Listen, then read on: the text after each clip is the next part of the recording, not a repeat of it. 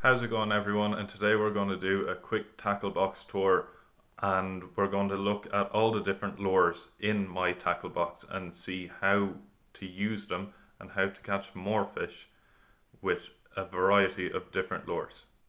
Alright, so first things first, let's have a look at the first side of my tackle box. So I have a double-sided tackle box, very handy, and it takes up a lot less space and you can carry double the amount of lures for your trip.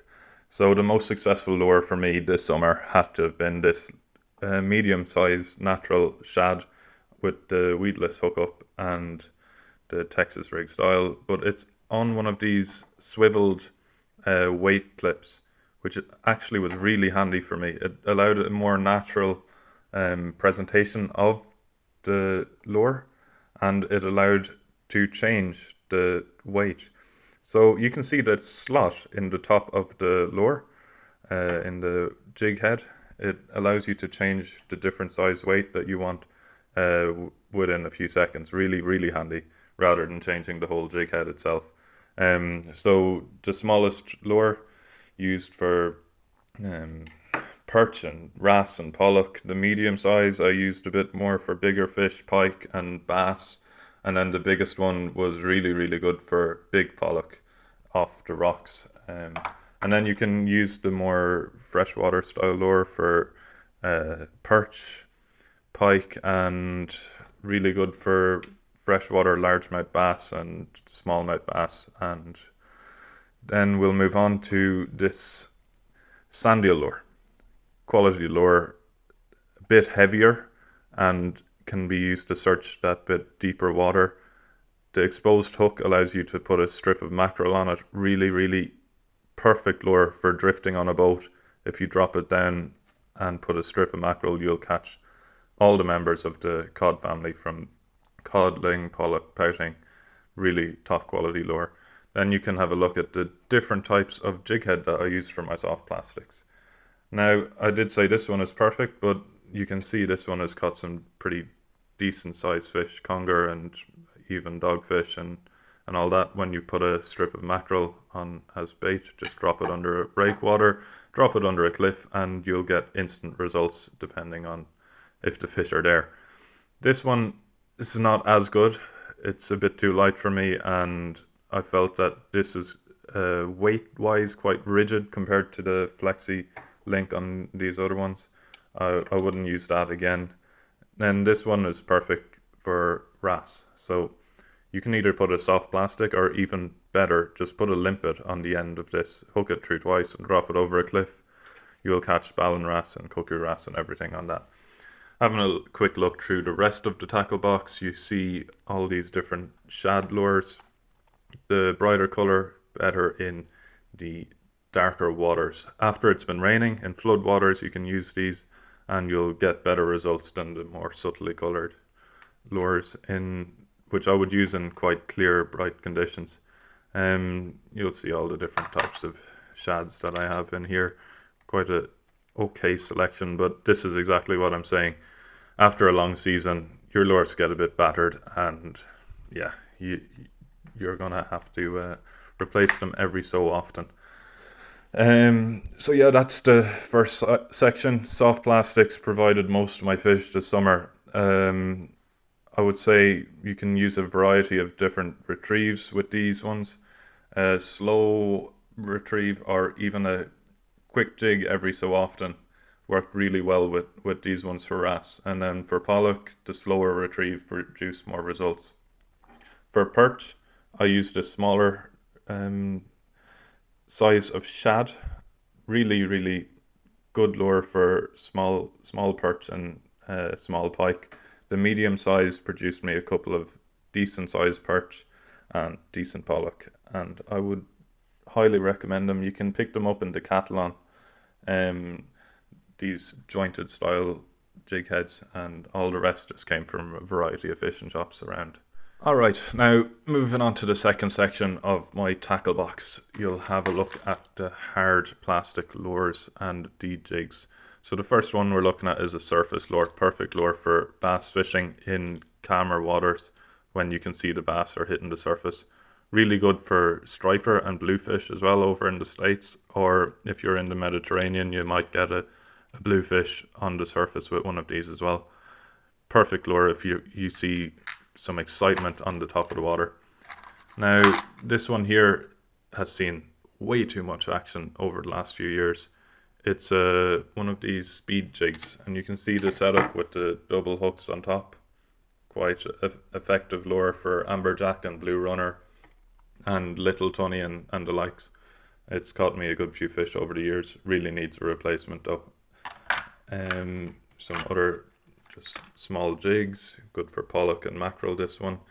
And then you can see here, this is a deep diving style plug. It's pretty decent lure. I'm yet to catch on it. I'm going to figure out a bit more about these deep diving plugs. I'm more effective with the shallower plugs. This one has done the business. Rapala minnow lure needs the hooks replaced, but that's just a testament to how many times I've used it. It's caught me multiple perch and largemouth bass, and I was so close to getting a massive pike on it down in the River Barrow this summer. I'll definitely replace the hooks and try and get out and get them another day. Now this one here is quite a unique lure. It's different shape and size. Now, a good few of you will already know what this is. It's a Tasmanian devil lure. Now, it wobbles in the water uniquely like no other lure. With this, I've caught perch, but the main one to catch is the Thwaite shad. Now, the River Barrow in St. Mullins, you'll get a good run of Thwaite shad in the month of May on the high tides. I guess you got spring tides around that time, and it'll push all the fish up in the space of 2 weeks. Get down there and have a chat to the lads down on the bank. They're very friendly, and it's really an amazing fish to catch. It jumps like a mini tarpon.